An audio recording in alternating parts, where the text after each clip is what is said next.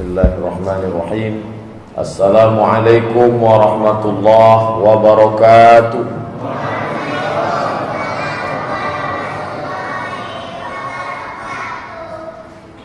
Alhamdulillahi rabbil alamin. Wassalatu wassalamu ala ashrafil khalqi ajma'in, Sayyidina wa maulana Muhammadin wa ala alihi wa sahbihi wa man tabi'ahu ila yaumiddin. Subhanaka la ilma lana illa ma 'allamtana innaka antal alimul hakim.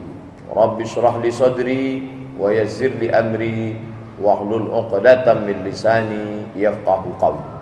Yang sama-sama kita hormati dan insyaallah dimuliakan oleh Allah Subhanahu wa taala, Bapak Camat beserta seluruh perangkatnya, Bapak RW, Bapak RT yang berhadir, tokoh ulama, cerdik pandai, hadirin hadirat, yang besar tak dihimbau gelar, yang kecil tak dapat disebut nama.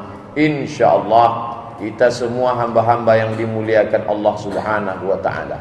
Amin ya rabbal alamin. Tadi Pak Camat menyebut saya Ustadz Kondang. Kondang itu artinya kodok diundang. Adapun hadis yang akan kita kaji malam ini disebutkan dalam kitab Sahih Ibni Hibban, juga disebutkan oleh Imam Al-Baihaqi, juga disebutkan oleh Imam Al-Hakim dalam kitab Al-Mustadrak. Kalau ada orang mengatakan hadis dhaif karena riwayatnya banyak, yuqawwi ba'duhu ba'dan, riwayat yang banyak, kalau periwayatnya tidak ada yang kadzab, pendusta, maka bisa naik derajatnya menjadi hasan li ghairih, boleh dijadikan dalil sebagai dasar hukum. Diriwayatkan dari sahabat Nabi bernama Anas ibnu Malik radhiyallahu anhu. Qala Rasulullah sallallahu alaihi wasallam, Rasulullah bersabda, "Idza istahallat ummati khamsan," kalau umatku menghalalkan 5 perkara, fa'alaihimud dimar, maka turunlah azab Allah Subhanahu wa ta'ala kepada mereka. Ada orang berkeyakinan azab itu turun tak ada campur tangan Tuhan. Maka ketika azab terjadi, banjir bandang, tsunami, bumi bergoncang, dia katakan ini bencana alam. Orang yang mengatakan bencana alam itu sama dengan orang mengatakan Tuhan tidak ada. Maka alam ini terjadi dengan sendirinya, bergoncang dengan sendirinya, bertiup dengan sendirinya. Entah wartawan itu tak beriman atau dia tak paham, wallahu a'lam. Yang jelas kata itu selalu kita dengar di radio, di TV, ditulis di koran, bencana alam. Alam tidak menimbulkan bencana kalau tidak ada yang mengaturnya. Itulah beda orang beriman dengan tidak beriman. Maka kita yang beriman tidak mengatakan alam ini berjalan dengan sendirinya, tapi ada yang mengaturnya. Siapa dia? Inilah yang namanya ditulis di keliling masjid ini. Al-Jabbarul Mutakabbirul Khaliqul Bari'ul Musawwirul Ghaffarul Qahhar. Salah satu dari nama Asmaul Husna itu adalah Al-Mudabbir. Dia yang mengatur alam semesta. La syamsu yanbaghi laha an tudrikal qamar. Matahari tak mungkin menabrak bulan, bulan tak mungkin melanggar matahari. Wa kullum fi falakin yasbahun. Semua berjalan di garis edarnya masing-masing. Tapi tak selamanya begitu. Sampai masanya Allah buat sejajar antara 3. Ini bumi, ini matahari. Ini matahari, ini bumi. Biasanya cahaya matahari sampai ke bumi, tiba-tiba datang bulan menghalanginya. Maka disebutlah dengan gerhana matahari. karena cahaya matahari terhalang oleh bulan. Orang pun ketakutan, gelap dunia nih, kemana matahari? Lalu orang Viking mengatakan matahari ditelan oleh dewa serigala bernama Skoll. Maka mereka pun memukul-mukul periuk belanga, kelontang-kelontek. Supaya apa? Supaya serigala itu terkejut lalu dimuntahkannya balik matahari. Puh, terang balik matahari.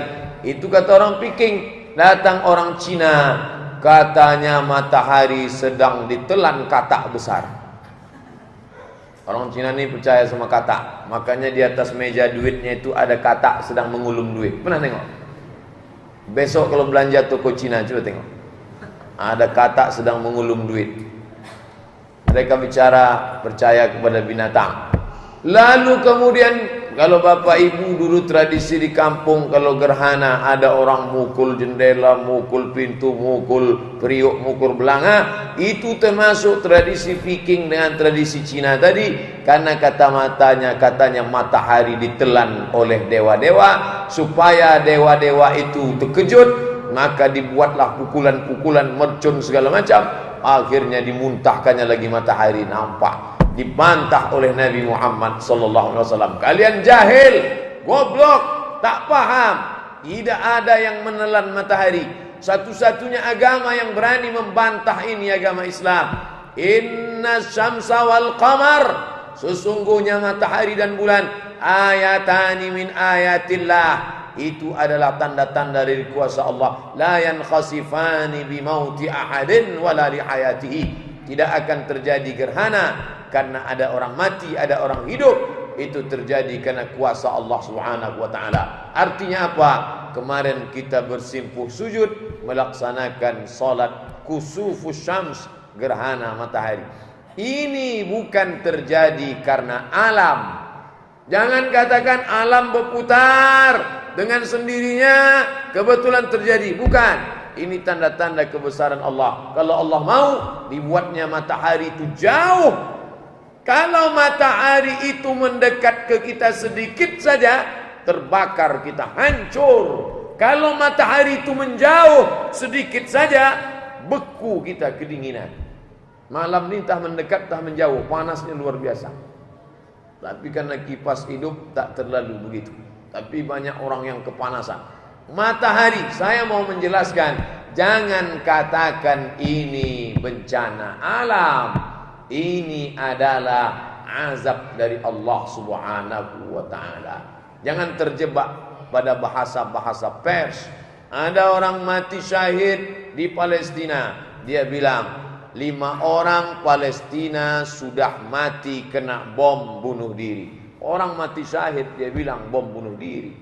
Ini bahasa-bahasa provokatif yang jauh dari ajaran Islam. Oleh sebab itu orang Islam mesti jeli, karena banyak yang menulis ini 3 kemungkinan. Pertama, orang kafir. Kedua, orang Islam tapi jahil. Yang ketiga, orang Islam sengaja memakai bahasa-bahasa liberal, sekuler, karena dia mulutnya mulut Islam, otaknya otak Islam, tapi cara berpikirnya tidak lagi berpikir Islam. Brainwashing, cuci otak. Otaknya sudah dicuci dengan pemikiran sekuler, liberal, dan lain sebagainya. Nah, bila terjadi musibah itu, salah satu sebabnya hadis ini kita kaji malam ini. Idza ista'allat ummati, kalau umatku sudah menghalalkan khamsan, 5 perkara, maka fa'alaihimud dimar, mereka berhak, layak untuk dihancurkan Allah dengan berbagai macam ujian datang. Apa saja yang 5 itu? Inilah yang akan kita kaji malam ini insyaallah. Selesai yang 5 ini, tausiah pun habis. Bapak ibu mudah ngitungnya. 1, 2, 3, 4, 5. Habis, selesai. Mau pulang sebelum itu tak apa-apa. Yang pertama, apa dia? Idza zaharat tala'un, kalau sudah muncul tala'un. Tala'un diambil dari kata la'nah. Orang suka melaknat, caci maki, sumpah serapah. Laknat lawannya rahmat. Laknat artinya ba'idun 'anir rahmah, jauh dari rahmat kasih sayang Allah.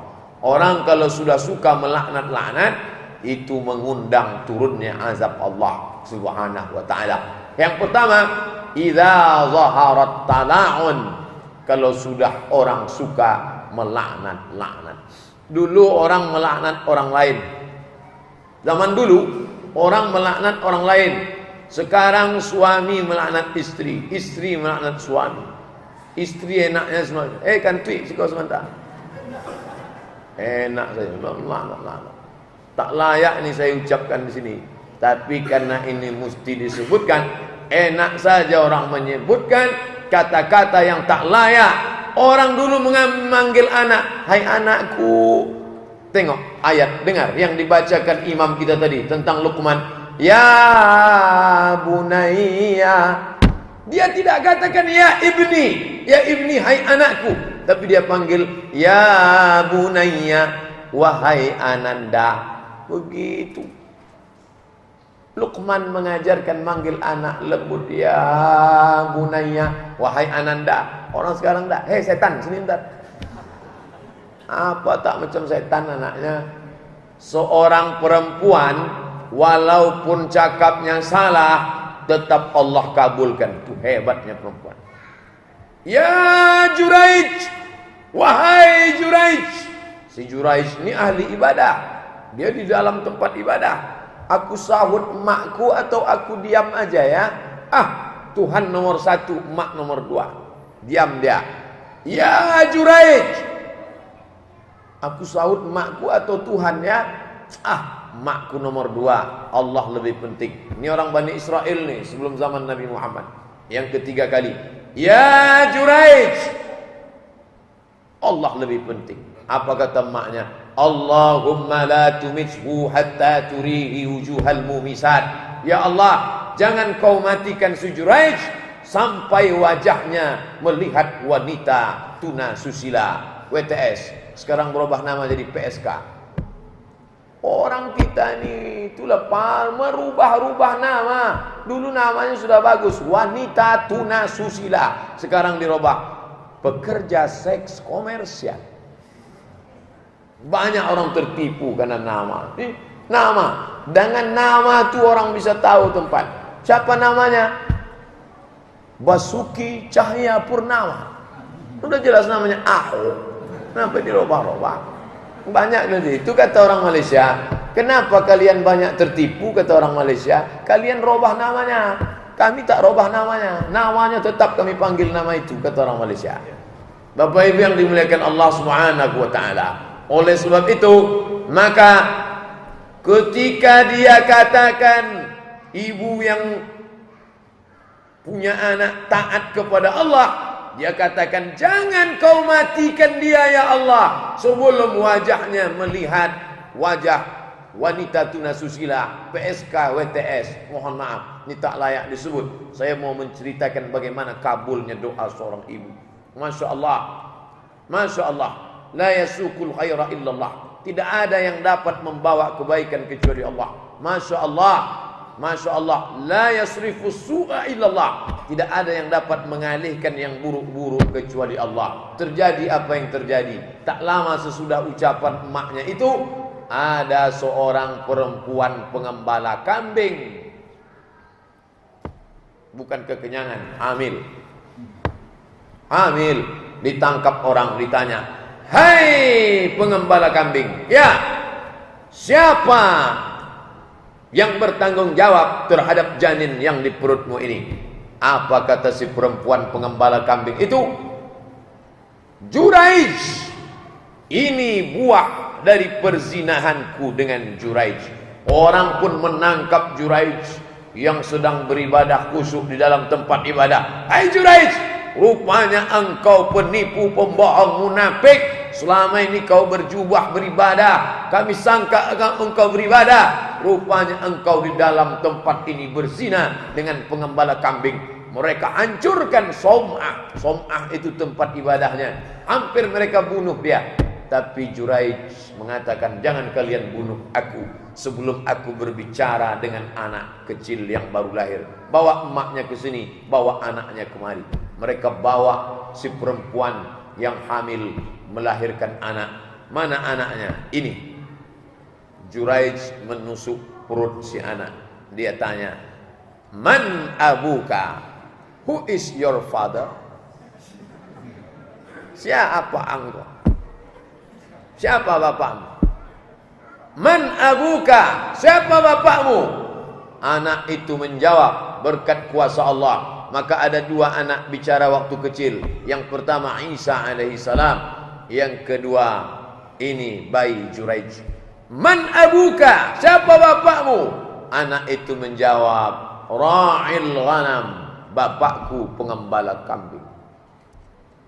Maka mereka mencium tangan Juraij. Mohon maaf kami Tuan Juraij, kami sudah hancurkan kuil tempat kau beribadah. Kami akan bangun dengan batu dari emas. Lah, jangan kalian bangun dari emas. Cukup saja Allah mau menunjukkan lewat kisah ini, doa seorang ibu dikabulkan Allah, mengalahkan sang ahli ibadah. Hanya satu cakap emaknya, jangan kau matikan Juraij sebelum wajahnya melihat wanita tuna susila.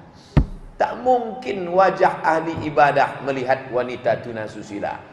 Ustaz Abdul Somad, kalau kata orang Adam bilang, tak mungkin wajah Ustaz Abdul Somad melihat wanita tuna susila. Bisa saja terjadi. Kalau ada orang memfitnah saya, bisa saja. Kenapa? Doa seorang ibu, jangan kau matikan dia ya Allah sebelum kau lihatkan ke wajahnya wanita tuna susila. Memang berhadap-hadapan dia dengan wanita tuna susila karena fitnah. Maka ibu jangan pernah mengeluarkan kata-kata laknat kepada anak.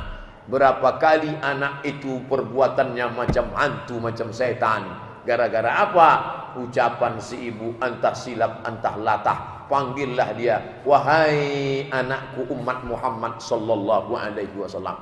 Biar supaya perbuatannya macam umat Nabi Muhammad. Kalau marah betul, bunyinya saja kuatkan, wahai umat Muhammad sallallahu alaihi wasallam. Marah betul, wahai umat Muhammad sallallahu alaihi wasallam. Tapi mengatakan, hei setan, na'udzubillah, nanti berubah dia betul-betul macam setan.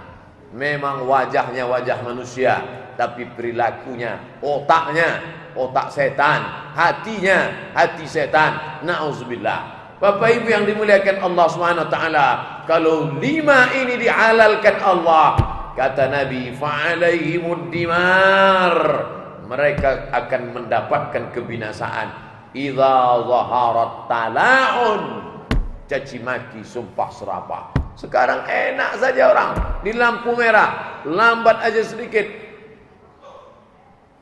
9, 8, 7, 6, 5, 4, masih 3 udah masih 3, kan masih lama lagi. 3, 2, begitu dia lewat buka kaca, mau apa? Ini berkelahilah di situ.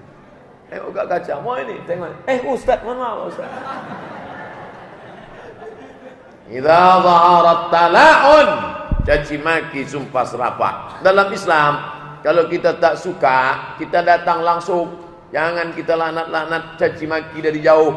Ini zaman beda sama zaman dulu. Zaman dulu orang langsung caci maki pakai mulut. Hei. Sekarang zaman canggih, mulutnya lembut, mulutnya sopan, tapi tangannya hancur. Kok ditengok tulisannya di Twitter, BBM, Facebook, WhatsApp, kata-kata laknat. Ustadz memangnya pernah juga kena. Buka aja lah wall saya itu, tak apa-apa kata dia mencaci maki saya. Kalau diladeni habis. Betul kata Nabi SAW, kalau muncullah yang begini, tala'un. Tapi bukan berarti orang Islam itu tidak boleh melaknat.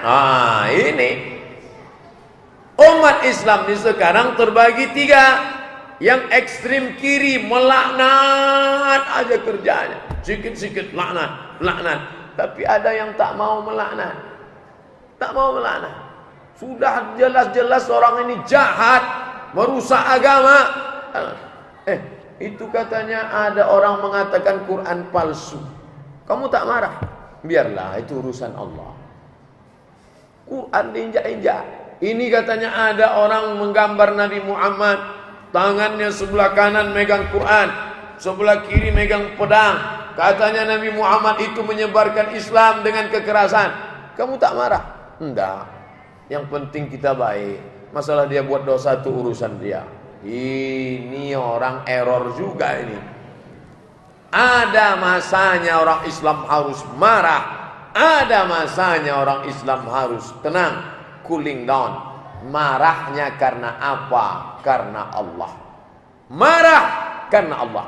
Sahabat sudah siap mau memancung seorang kafir Quraisy. Sudah mau dipancungnya, tiba-tiba orang itu meludahi dia. Tak jadi dia pancung. Kenapa tak jadi? Tadi aku mau memancungnya karena aku marah karena Allah. Sekarang aku mau memancungnya marah karena dia meludah. Tak jadi. Maka renungkanlah, kita ini marah karena Allah atau karena ulah? Beda-beda tipis saja itu. Marah karena siapa? Maka kalau keluar laknat, pernah tak Nabi melaknat? Ya, Nabi mengutus da'i. Ketika da'i diutus, tiba-tiba di tengah perjalanan mereka pancung kepala da'i ini. Mereka bunuh, mereka ambil kudanya, mereka ambil ontanya. Nabi melaknat selama 1 bulan. Nabi melaknat bukan cuma sekali, 1 bulan Nabi melaknat. Itulah doa kunut nazilah. Kalau ada yang mengatakan apa itu kunut? Kunut artinya doa. Nazilah ketika terjadi musibah besar, Nabi membaca kunut sampai 1 bulan. Allahumma al'an bani Ra'il, Allahumma al'an Usayyah, Allahumma al'an bani Zakwan. Laknatlah Ra'il, laknatlah Usayyah, laknatlah Zakwan. Karena mereka sudah membunuh da'i-da'iku ya Allah. Laknat mereka, hancurkan mereka ya Allah. Jadi bukan tak selamanya orang Islam itu tidak marah. Pada saat tertentu marah. Menengok saudara kita dibantai di Israel, marah. Melihat orang Islam dibuat semena-mena, marah. Melihat harga nyawa orang Islam tak ada harganya, marah. Tapi marahnya karena Allah, bukan karena hawa nafsu. Tapi jangan marah sesama Islam, tak tentu arah. Hanya beda cara solat, marah. Hanya beda doa iftitah, marah. Hanya imamnya baca kunut tiap subuh, marah. Mana Pak Ketua Masjid? Gantilah imam kita itu. Kenapa? Saya tak setuju sama dia. Saya termasuk yang tak meyakini kunut subuh. Oh, ini tak boleh. Ini sepakat 4 mazhab tentang masalah ini. Kata mazhab paling tua Hanafi dengan Hambali tak ada kunut subuh. Tapi kata Maliki dengan Syafi'i ada. Selama masih dikompromikan, ada dalil dari 4 mazhab, tak boleh saling melaknat berkelahi. Jangan berkelahi gara-gara ini. Nanti kalau yang berkunut melaknat yang tak berkunut, yang tak berkunut melaknat yang berkunut, yang ketawa yang gak sholat subuh. Jangan ketawa. Di kampung tu ada 10, yang ke masjid 5, yang 2 berkunut, yang 2 tak berkunut, yang 1 preman baru tobat. Berkelahi 2 ni. Ini berkunut, ya. Ini tak berkunut, ya. Berkelahi kalian gara-gara ini, ya. Mending jamaah saya dulu. Kami tak pernah kelahi. Walaupun jamaah kami cuma 4 orang aja. Imam, Bilal, makmum cadangan.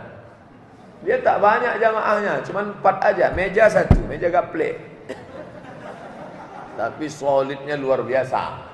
Kalau ada sakit 1 orang, yang 3 tu langsung bawa jeluk 2 kilo. Langsung tanya, gimana friend?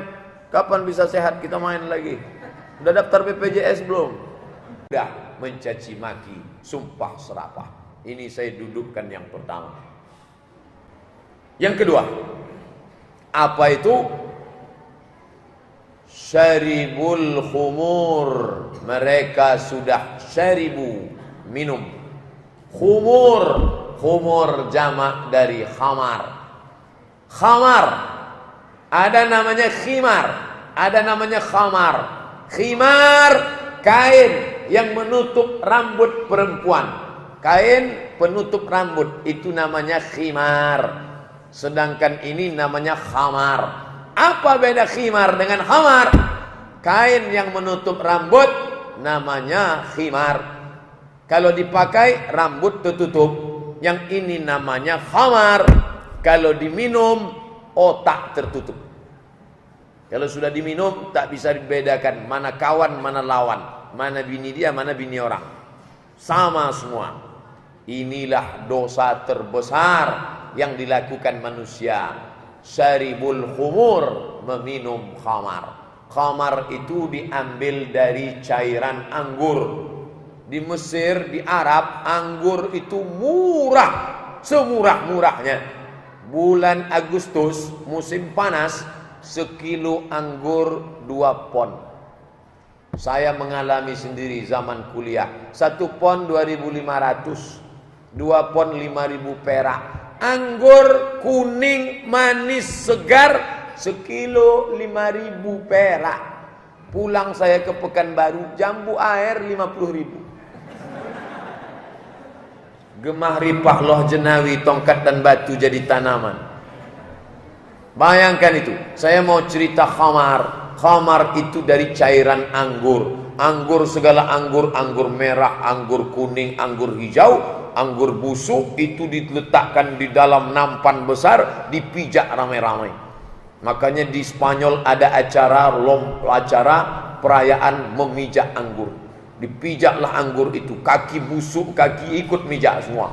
Lalu kemudian anggur tadi disaring, airnya itu disaring, dimasukkan ke dalam botol yang terbuat dari kayu yang sudah dibuat. Lalu disimpan selama 7 hari.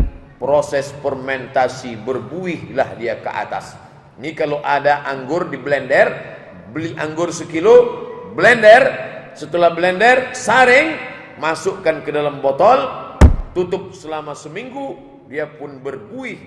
Proses fermentasi. Setelah mengalami proses fermentasi, keluarlah zat baru yang disebut dengan alkohol. Bukan bahasa Arab. Alkohol. Mentang-mentang pakai bahasa Arab. Alpokat, almari, aluminium. Keluar zat baru namanya alkohol. Itulah yang membuat dia jadi haram, karena ada alkohol di dalamnya. Tapi alkohol itu bukan semuanya jadi alkohol. Alkohol paling banyak 20%. Kalau lebih dari 20%, orang minum, dia bukan mabuk, mati. Di bawah 20 semua. Anggur, brandy, mix, Carlsberg, vodka, Budweiser, itu semua. Hafal loh Ustaz. Itu semua udah saya tengok itu di mall, saya tengok mix berapa, Carlsberg berapa, vodka berapa, Budweiser berapa, Kamput berapa. Yang paling jelek mabuknya tua. Itulah yang paling jelek mabuknya. Muntahnya berapa? Wah. Mabuknya, minumnya hari ini, mabuknya besok pagi. Ada orang mau beli tua pun tak ada duit. Tak ada. Akhirnya dibuat kopi. Buat kopi. Setelah itu masukkan spiritus ke dalam. Diminum. Masuk koran MX 5. Minum khamar oplosan. Begitu diminum, langsung jantung terbakar, kepanasan, mencari es, mencari air, masuk ke dalam selokan parit, mati. Inilah mati paling jelek. Matinya kenapa? Menyeruduk parit, mencari tempat sejuk, gara-gara habis minum kopi campur spiritus. Cerita mabuk ini dari zaman Bani Israel dulu. Ada orang ditangkap. Kamu pilih mana? Mau minum atau zina atau membunuh? Pilih mana? Dia pikir-pikir, kalau membunuh dosanya besar. Kalau berzina, dosanya besar. Minum nih paling ringan kayaknya. Saya pilih minumlah. Oke, minum. Dia pun minum. Begitu dia minum, ditengoknya perempuan tadi makin cantik. Akhirnya dia pun berzina. Setelah berzina, dia takut anak ini mengetahui perbuatannya, dibunuhnya. Akhirnya tiga-tiga dia lakukan gara-gara minum. Dulu orang mabuk hanya minum.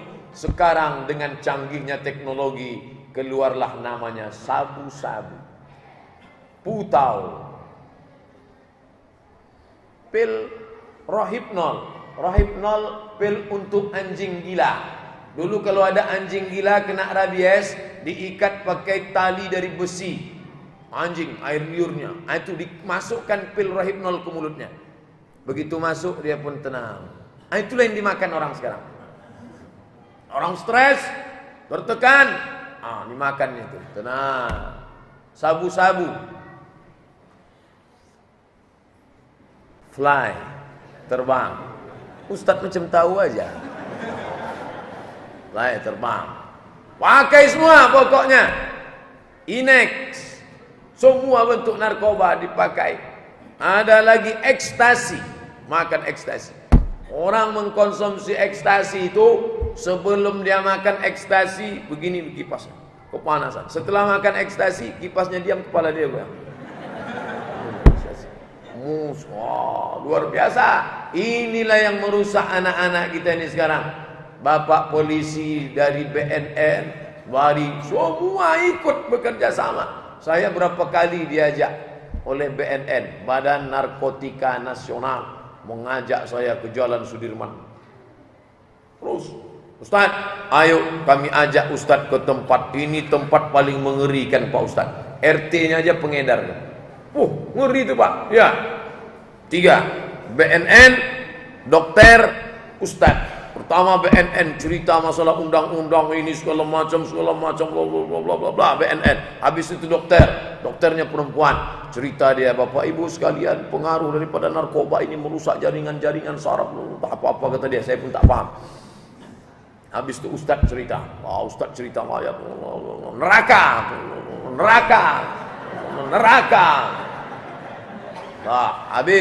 Habis itu tanya jawab. Selesai itu saya dikawal dari tempat sosialisasi BNN sampai ke tempat parkir. Polisi ngawal saya. Apa saya dikawal Pak? Saya pulang sendiri bisa. Datang tak dijemput, pulang tak diantar. Kata dia, ini rawan Pak Ustaz. Kami khawatir nanti ada orang tersinggung dengan ceramah Ustaz. Orang pecandu narkoba ini dia sensitif Pak Ustaz. Urat-urat kepalanya udah pada berputusan ini Pak Ustaz. Iyalah, sampai ke parkir di bawah flyover saya pun pulang. 2 hari sesudah itu saya ditelepon sama ibu dokter yang di situ. Ustaz masih ingat dengan saya? Siapa ini? Saya dokter yang kita acara BNN kemari Pak Ustaz. Iya, ingat. Ada apa tuh Bu dokter?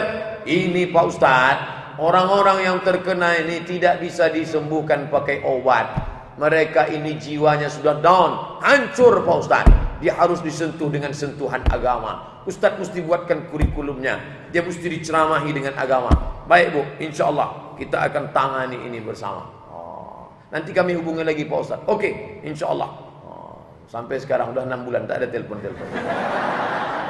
Saya husnuzon, dia sudah menemukan Ustaz lain yang bagus, yang mantap, yang penting bekerja sama. MDI ada 1000 Ustaz.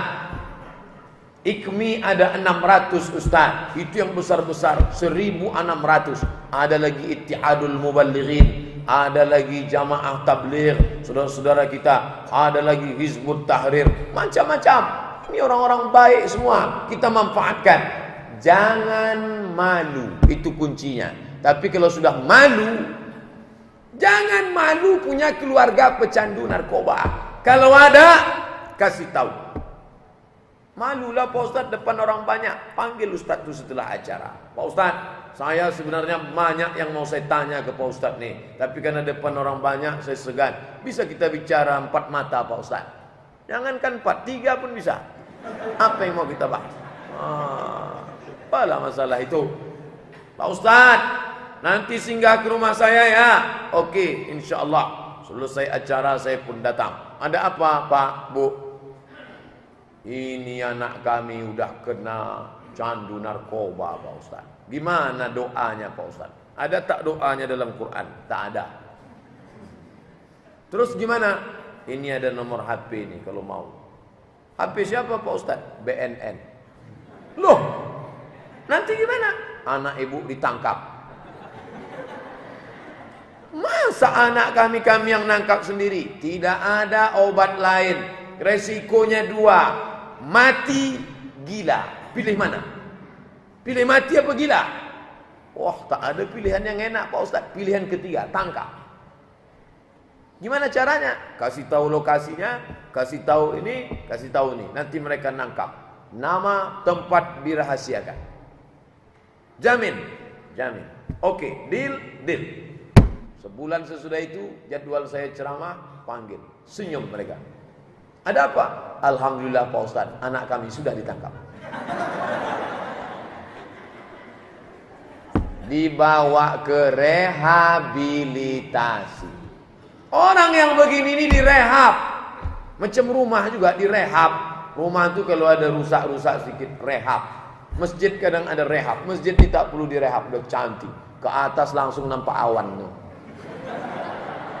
Cantik dah. Kanan kiri. Tapi ada masjid itu perlu direhab. Atapnya bercabutan, didempul, dicat lagi. Nah itu. Oleh sebab itu maka orang-orang begini ini sudah putus berat kepalanya. Saya pergi ke rumah makcik saya di daerah Cilduk di Jakarta. Tiba-tiba lewat anak lajang pakai celana pendek, enggak pakai baju, dikejar orang. Siapa tuh makcik? Itulah orang pecandu narkoba. Dulu sehat dia tuh, Mak. Sehat, orangnya baik, tapi setelah itu itulah putus kabel-kabel di kepalanya juga. Dulu sebelum separah ini, tabung gas emaknya dijualnya. Dia kalau udah sakau ingin mencari tak ada, semua halal, tabung. Terakhir Indomie anaknya dijual. Anaknya kecil, datang orang bawa Indomie, ngasih duit, dijual nih, kumpulkan dijual. Yang penting dapat. Tidak ada obat lain. Kalau hukum Islam bagaimana? Nabi Muhammad sallallahu alaihi wasallam mencambuk pecandu narkoba 40 kali cambuk. Pakai apa? Pakai rotan. Payah kami nyari rotan Pak Ustaz. Batang sapu bantaikan ke belakang. 40 kali. 80 kali datang Umar bin Khattab, ditambahnya menjadi 80 kali. Maka syariat Islam memakai dua. Kalau mau 40, kalau mau 80. Ternyata yang memakai terapi ini orang Moskow dari Rusia. Dokter, dia tidak Islam. Banyak pecandu datang ke tempat dia obati. Bagai macam cara. Akhirnya salah satu dipukulnya pakai rotan. Ternyata banyak yang sehat. Subhanallah, Masya Allah. Sudah disebutkan Nabi Muhammad SAW. Obatnya pakai rotan. Bapak ibu dokter, mana tahu ada jamaah sini, cobalah pakai rotan. Jadi kalau ada ngadu, Pak saya ini pecandu nih. Kau tutup mata ya. Tutup mata, ini obatnya nih. Jangan menjerit. Sumbat pakai sapu tangan. Ambil batang sapu 40 kali. Tak juga sehat Pak Ustaz, tambah 80. Insya Allah kalau tak sehat mati 2 tahun. Tak ada guna dia hidup lagi. Merusak saja. Sampah masyarakat. Tapi tak boleh mereka ini dihapuskan dari dunia. Bagaimanapun mereka saudara kita, saudara seiman. Innallaha la yaghfiru ayyushraka bih. Dosa syirik tak diampuni. Wa yaghfiru ma duna dzalika liman yasha. Yang lain daripada itu diampuni. Seorang perempuan, bidan, perawat, kerja di rumah sakit, muda, cantik, meleleh air mata, mengadu ke Ustaz. Ustaz, tolong saya Pak Ustaz. Ada apa? Suami saya pecandu Pak Ustaz. Bayangkan itu. Tak siap jadi janda muda. Kerja, mapan, berpendidikan, tapi mendapatkan suami. Makanya saudari-saudariku yang perempuan, kalau ada mau meminang kalian, hati-hati. Cek and recheck dulu. Jangan sampai kalian tengok dia karena datang bawa Toyota, Honda Jazz, langsung kalian terima. Belum tentu, bisa jadi itu rental. Tanya baik-baik. Pertanyaan pertama yang ditanya adalah sholat. Pecandu apa tidak? Bang, mohon maaf ya. Tanya, tes urin. Tes. Kalau positif, mohon maaf. Negatif. Jadi tidak selamanya orang negatif itu jelek. Justru kalau tes urin, orang mencari yang negatif. Tes positif, aduh saya tak mau yang positif. Bapak negatif, alhamdulillah negatif. Padahal selama ini orang tak mau negatif. Kalau tes urin yang negatif yang dicari. Jadi menantu mertua jangan merasa aman dengan ini. Ini penyakit luar biasa. Tapi kebanyakan ini gara-gara apa? Orang tua lengah, teledor, tak ada pengawasan. Ini duit saya, yang nyari saya, kamu anak saya, berada di bawah kuasa saya. Uang saya kasih 1 juta. Kemana aja kemarin? Mana struknya? Mana laporannya? Mana print outnya? Kamu pakai kemana?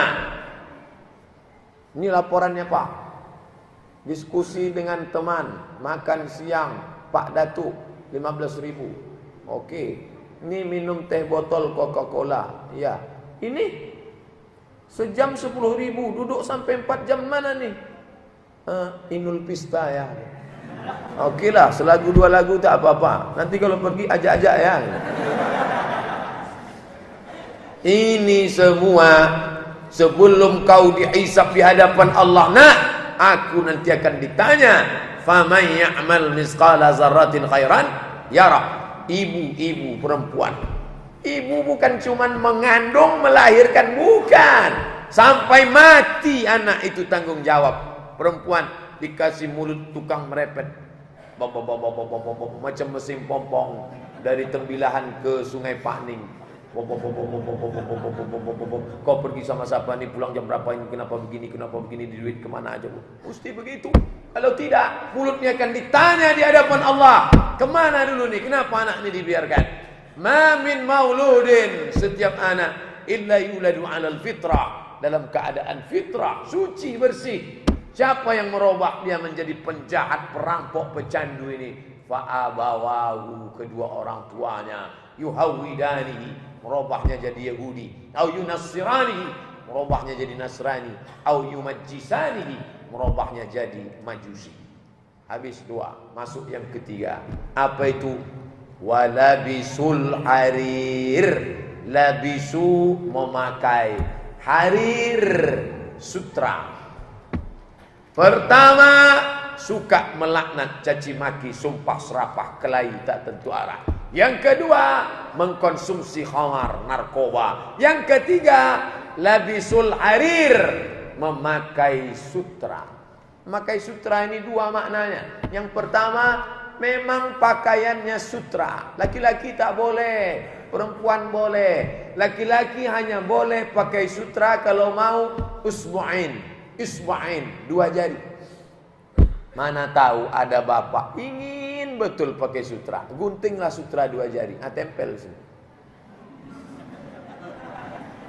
Lewat dari 2 jari haram. Dulu kalau ditanya, Pak Ustadz, kenapa laki-laki tak boleh pakai sutra?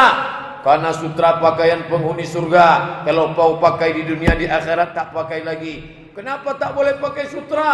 Karena pakaian sutra pakaian orang-orang kaya, raja-raja Romawi, raja Persia. Kalau sudah kau pakai berarti kau mubazir. Orang miskin tak makan. Baju kokomu dari sutra. Oh. Di mana belinya nih? Di Cina. Tengok ada tulisannya made in China.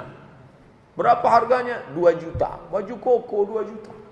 Padahal 200.000 ada beserah. Beli aja kain putih. Beli kain putih berapa meter, jahit. Tak perlu ukir-ukir banyak-banyak. Mana contoh kain putih yang tak diukir? Ini contohnya. Lihat kain putih. Kain putih. Tak usah sulap-sulap. Bapak-bapak yang bersulam bagus. Bukan saya kata tak bagus. Tapi baju koko sampai 2 juta. Sebentar-bentar. Kenapa bapak gini dari tadi? 2 juta nih, friend. Ini belum dicopot, nan tengok nih. Orang makan aja payah, dia pakai baju 2 juta. Dulu orang kalau ditanya, kenapa tak boleh pakai sutra? Pokoknya Nabi bilang haram. Ternyata setelah diteliti orang sekarang, ibu-ibu pakai sutra bagus. Karena pakaian sutra yang lembut, lemah gemulai, itu memicu pertumbuhan hormon feminin. Hormon itu ada namanya feminin, ada namanya maskulin. Ibu kalau pakai baju sutra, itu ibu makin feminin, makin penuh kelembutan, dan bapak makin sayang. Tapi kalau laki-laki pakai sutra, dulu sebelum pakai sutra dia galak, ceramah. Haram. Sini. Setelah pakai sutra, haram. Memacu pertumbuhan hormon feminin. Hati-hati. Maka ada adik-adik mahasiswa pakai sutra. Pak Ustadz, saya sudah tobat nih. Dulu saya pakai pakaian maksiat dosa. Tadi SMS-nya baru masuk sore. Gimana nih? Saya bilang 3 jawaban. Kalau disedekahkan, nanti dipakai orang, dosanya ngalir. Kalau dibuang, berdosa, tak boleh buang nikmat Allah. Yang ketiga, gunting halus-halus jadi kain lap. Kalau tak mau, bakar, hancur.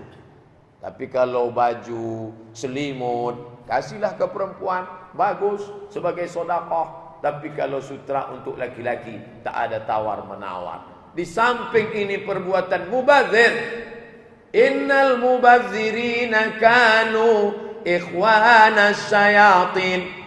Orang yang mubazir saudara setan. Ini sekarang pakaian sutra. Oh, artis-artis pakai sutra. Orang kaya pakai sutra. Sutra bukan hanya sebagai pakaian, tapi dia sudah menjadi high style.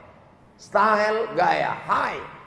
Gaya tingkat tinggi. Kalau mau melihat orang dari pakaiannya, menengok status orang dari pakaiannya. Ini yang mau kita undang nih siapa ini? Ini ustadz terkenal nih, hebat nih. Yang pertama ditengok pakaiannya. Gimana pakaiannya? Tak ada sulamannya, tak hebat nih. Oleh sebab itu, maka kita dalam Islam tidak diajarkan gaya-gaya. Yang diajarkan itu adalah kalau perbuatan kita itu bermanfaat untuk orang banyak, lakukanlah. Tapi kalau tidak, na'udzubillah. 3. Sekarang yang keempat. Apa itu yang keempat? Wattakhadhul qinat. Wattakhadhul qinat. Mereka gemar menghalalkan musik. Menghalalkan musik. Masalah halal musik ini terbagi 2. Yang satu, kata dia semua musik haram. Musik haram. Tapi yang aliran satu lagi, tengok dulu musiknya. Kalau musiknya mengajak kepada agama Allah, tak haram. Musiknya ngajak jihad. Haibar ya Yahud, Jaish Muhammad saufa ya'ud. Haibar ya Yahud, Jaish Muhammad saufa ya'ud. Tak haram. Karena dengan menyanyikan itu bangkit semangat. Khaybar ya Yahud. Khaybar nama tanah di kota Madinah, tempat orang Yahudi dulu. Ingat kalian peristiwa Khaybar, wahai orang Yahudi. Jaish Muhammad saufa ya'ud. Tentara Muhammad akan datang membantai kalian dari Palestina. Bagus, tak haram. Apa salahnya? Atau syairnya, syair jihad, syair barakallahu lakuma wa baraka alaikuma wa jama'a bainakuma fi khair. Bagus, tak salah. Mengajak orang nikah, itu kan doa walimah. Yang belum nikah bagus, yang udah nikah bagus juga. Bagus. Atau lagu mengingat mati. Bila Israel datang memanggil, jasad terbujuk di pembaringan. Bagus.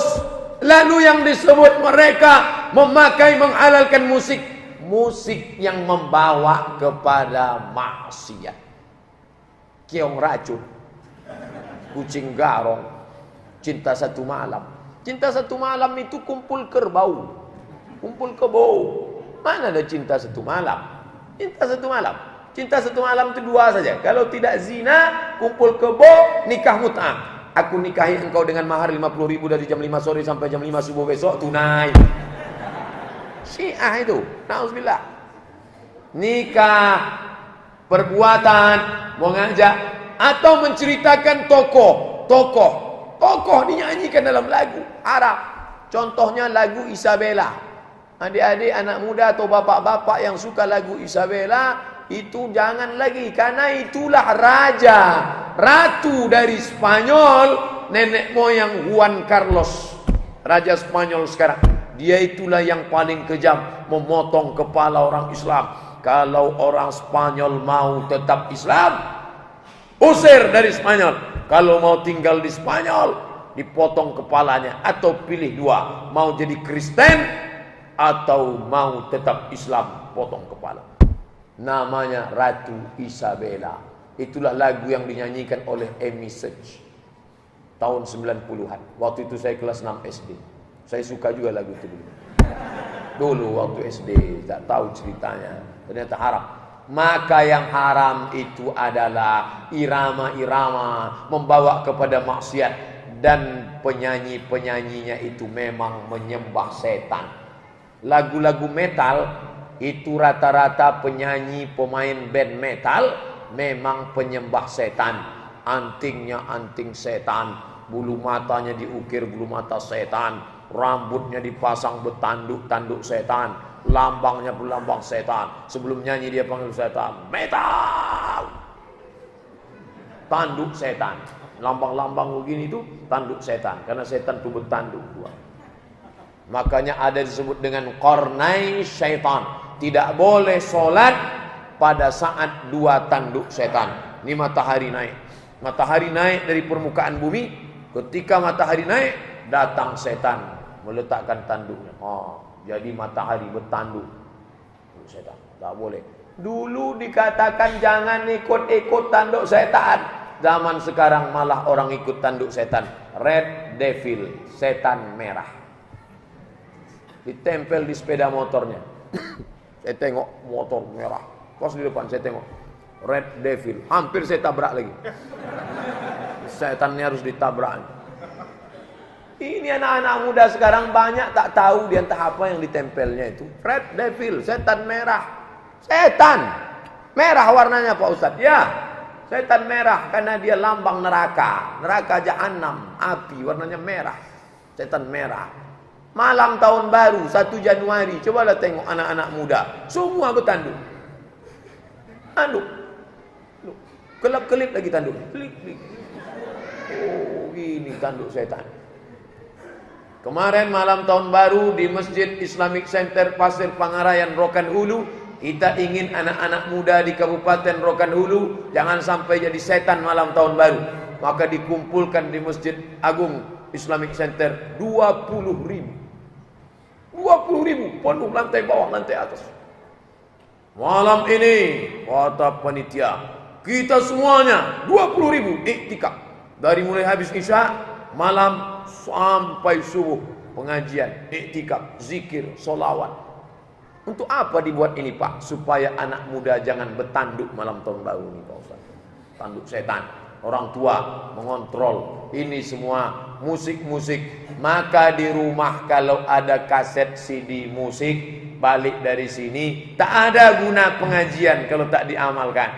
Lagu-lagu metal, lagu-lagu rock, lagu-lagu hantu, bakarlah. Yang ada di HP, MP3, delete. Jangan sampai dia masuk ke telinga kita.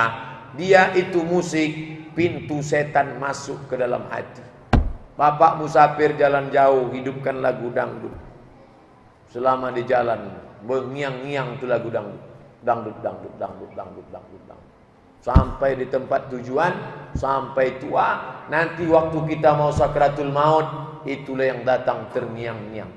Bapak pernah tak pas mau tidur malam terdengar lagu Maggie Z, terdengar lagu Kabikaci Kabigam, terdengar lagu Kucu Kucu Hotahi, terdengar lagu What Can I Do For You? Semua. Dia akan datang terngiang-ngiang di telinga. Hapuskanlah itu dengan lagu Masyari Rashid dari Kuwait, dengan lagu Syekh Abdul Rahman Sudais, dengan lagu Syekh Abdul Basit Abdul Somad, dengan lagu Syekh Su'ud Asyurem, lagu-lagu MP3 dari Al-Quran. Bagus. Kenapa? Sampai masanya kita di ruang ICU terbaring mau sakratul maut, maka itulah yang datang. Yang suka mendengar lagu Isabella, datang message itu datang. Isabella. Datang dia. Siapa yang membawakannya? Setan. Setan terus menggoda, mengajak. Sampai kapan? Sampai akhir hayat mau sakratul maut, didengarkannya lagi rekaman-rekaman yang dulu kita dengar. Radio, saya kalau mau berangkat selalu saya hidup RRI. Berita, habis berita alihkanlah ke yang lain, karena dia masuk lewat musik. Hati kita itu seperti pintu, pintunya ada. Hati kita macam ini juga, ada lubangnya. Lewat lubang musik itulah setan masuk. Makanya orang yang sedang masa pengobatan ruqyah tidak boleh dengar musik.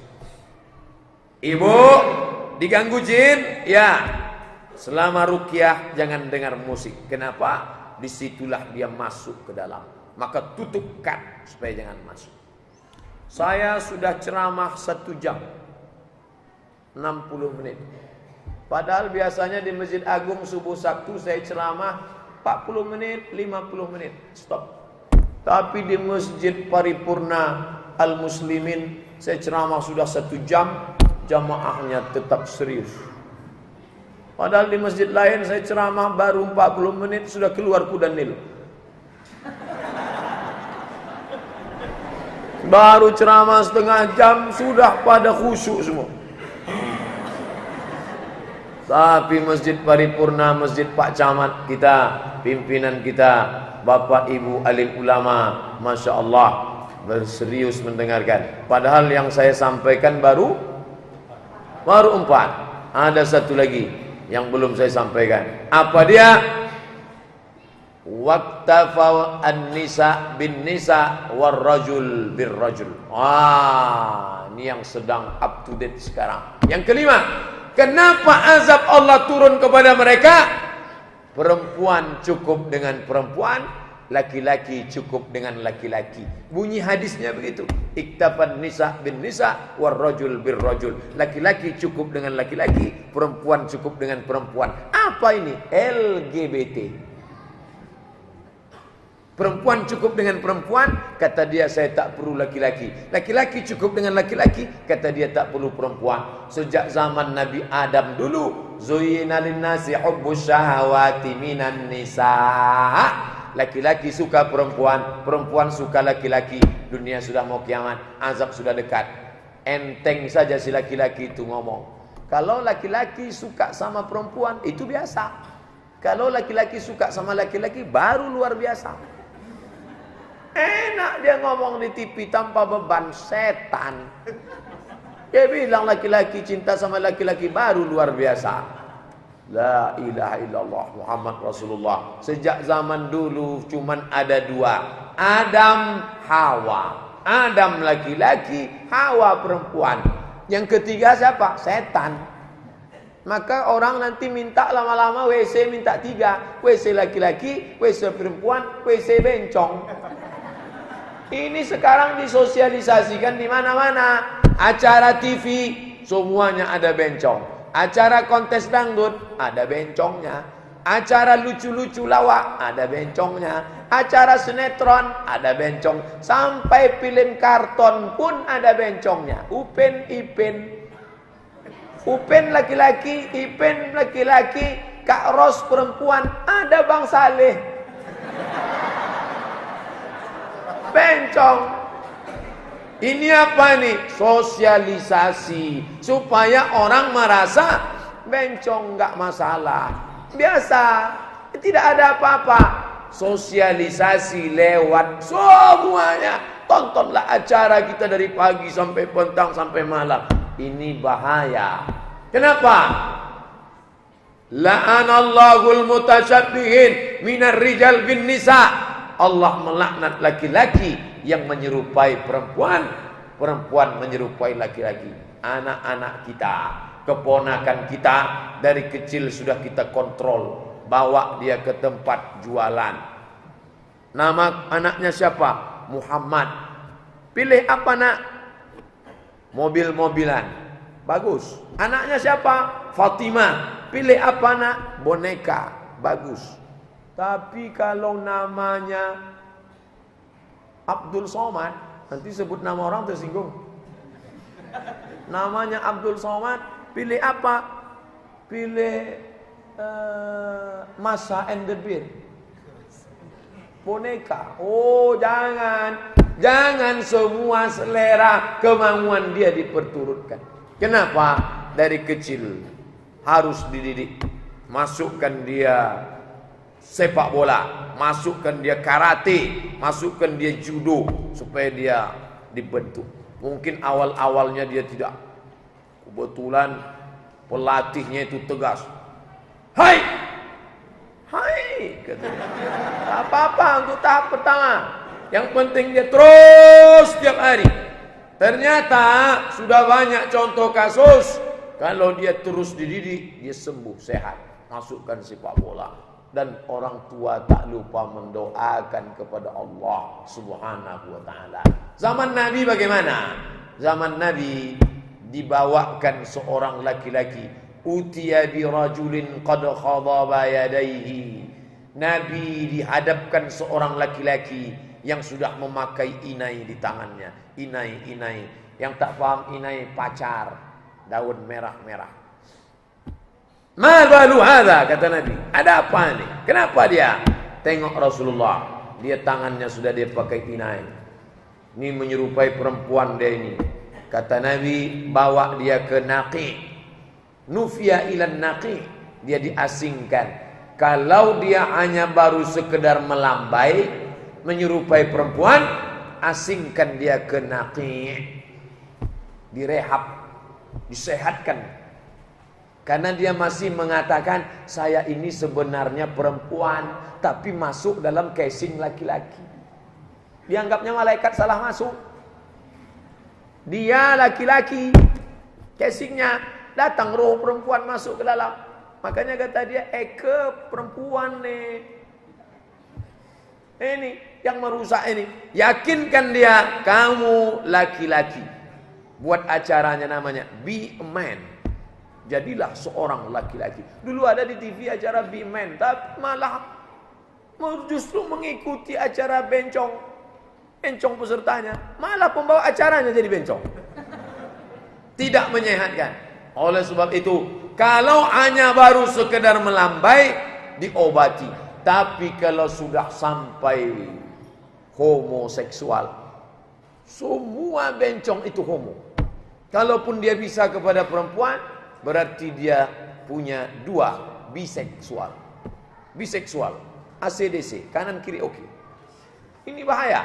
Maka kata Nabi SAW, hadis riwayat Sunan Abi Dawud, Sunan Ibn Majah, Sunan At-Tirmidzi, 3 kitab sunan. Man wajadtumu, kalau kamu dapati, man ya'malu amala qaumi Lut, kalau kamu dapati ada orang melakukan perbuatan umat Nabi Lut, faqtulul fa'il wal maf'ul, hukumannya hukum pancung, hukum bunuh, baik pelakunya maupun objeknya, baik yang jadi laki-laki maupun yang menyamar jadi perempuan. Karena bencong itu terbagi dua, bersikap laki-laki, bersikap jadi betina perempuan. Dua-duanya dihukum pancung, halal darahnya. Begitu dalam hadis Nabi Sallallahu Alaihi Wasallam. Ini bukan main-main. Penyebaran HIV/AIDS terbesar di dunia melalui perbuatan homoseksual. Sebenarnya ini cara Allah ingin menghancurkan orang kafir. Orang kafir itu dihancurkan Allah Ta'ala dulu. Fa arsala alaihim tayran ababil, tarmihim, dilempar mereka bi'ijaratin, dengan batu. Faja'alahum ka'asfim, mereka seperti daun yang dimakan ulat. Dulu begitu. Sekarang Allah kirimkan virus, namanya virus HIV/AIDS. Ini untuk orang kafir. Jangan sampai orang Islam ikut mengambil virus ini. Ini virus diciptakan Allah untuk orang kafir.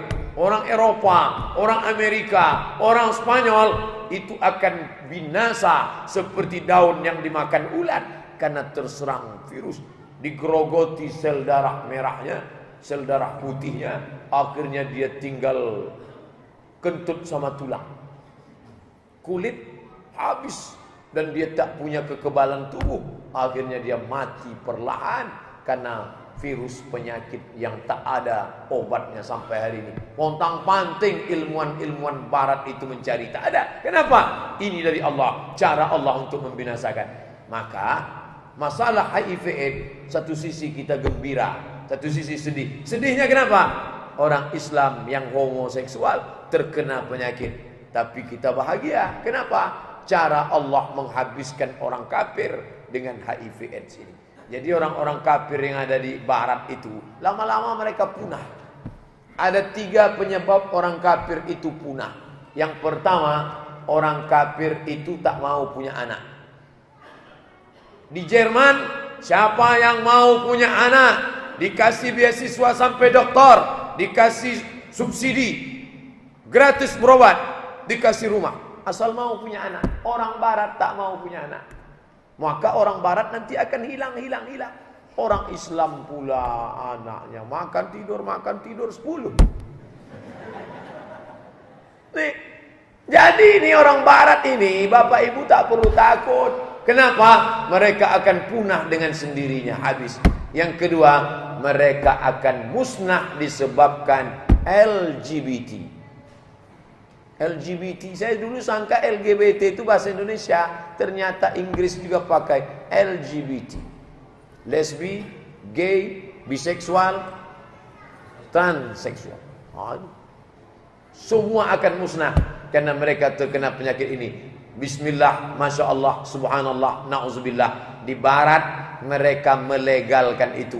Bahkan sebagian gereja menikahkan di gereja mereka. Saksinya homo, yang nikah homo, pendetanya pun homo. Bayangkan itu. Ada itu di Amerika, di Eropa. Negaranya menyetujui. Yang menyetujui itu siapa? Anggota parlemen. Anggota parlemen 50 orang. Lalu diambilnya padu. Dalam demokrasi, suara terbesar, suara Tuhan. Suara terbanyak, suara Tuhan. Apakah saudara-saudara anggota parlemen setuju nikah sejenis? Setuju. Sah. Yang tak setuju ada 2 orang. Tak setuju kata dia. Itu pun yang udah tua-tua, udah mau mati, tak setuju. Yang 48 setuju. Akhirnya disetujui mereka. Maka nikah sejenis sah. Maka mereka keluarkan peraturan. Orang Indonesia pun pergi ke Eropa untuk mendapatkan legalitas nikah sejenis. Nama persatuannya Gaya Nusantara. Ketuanya doktor dari Surabaya. Isinya mereka udah punya kafe khusus. Kafe khusus, isinya itu semua. Tempat minum kopi khusus, itunya isu semua.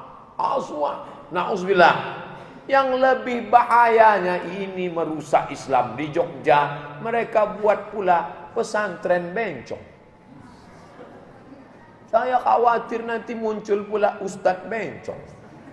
Na'udzubillah. Mereka mau buat fikih bencong. Bagaimana kalau bencong mati? Udah banyak yang nanya ke saya, Pak Ustadz, kalau bencong mati nanti firlahu apa firlaha? Ya firlahu. Bagaimanapun melambainya tetap firlahu. Karena definisinya man lahu zakarun fahuwa muzakkar. Siapa yang punya zakar maka dia laki-laki, baik hidup maupun tak hidup. Itu definisinya. Maupun udah dipotongnya, dioperasinya, maka dia tetap laki-laki. Nanti kain kapannya kain kapan laki-laki. Kalau mau ditulis pakai bin, bukan binti. Enak aja. Cuman pakai lipstik 2 kali jadi binti. Ini mesti dipahamkan. Tidak ada itu dikatakannya ini pemberian dari Tuhan. Tidak. Bapak Ibu yang dimuliakan Allah Subhanahu wa taala, maka kata Nabi, kalau sampai yang 5 ini idza ista'allat ummati khamsan, kalau umatku menghalalkan yang 5 ini, fa'alaihimud dimar, maka mereka sudah menghalalkan kebinasaan, diturunkan Allah Subhanahu wa taala. Abdul Somad menyampaikan ini supaya jangan sampai menimpa kota kita yang kata Pak Camat tadi, kota metropolitan yang madani, yang katanya mau meniru kota Al-Madinah Al-Munawwarah. Mudah-mudahan selamatlah kita dari azab ini insyaallah. Amin ya rabbal alamin. Itulah lebih kurang 75 menit ceramah saya malam ini. Yang baik-baik datang dari Allah, yang tak baik dari hamba Allah yang dhaif. Adik-adik, mahasiswa, ibu-ibu, bapak-bapak, pulang ke rumah, nanti ada yang nanya, apa isi ceramah Ustaz Abdul Somad tadi? Bila umat Islam sudah menghalalkan 5, maka turunlah bencana. Apa yang 5 itu? Ada tuh rekamannya tadi, aku tak ingat entah apa aja yang 5. Pokoknya ada tadi. Kita tengok nanti videonya di YouTube insyaallah. Bapak Ibu jelaskanlah. Banyak tadi kata Ustaz tu, cuman yang ku ingat homo aja satu, karena itu yang terakhir. Itu yang terakhir, mudah ingatnya. Banyak. Bapak Ibu yang dimuliakan Allah SWT, terima kasih atas segala perhatian. Apakah ada tanya jawab atau tidak, saya serahkan kepada Bapak protokol. Aqulu qauli hadza astaghfirullah li wa lakum. Wassalamualaikum warahmatullahi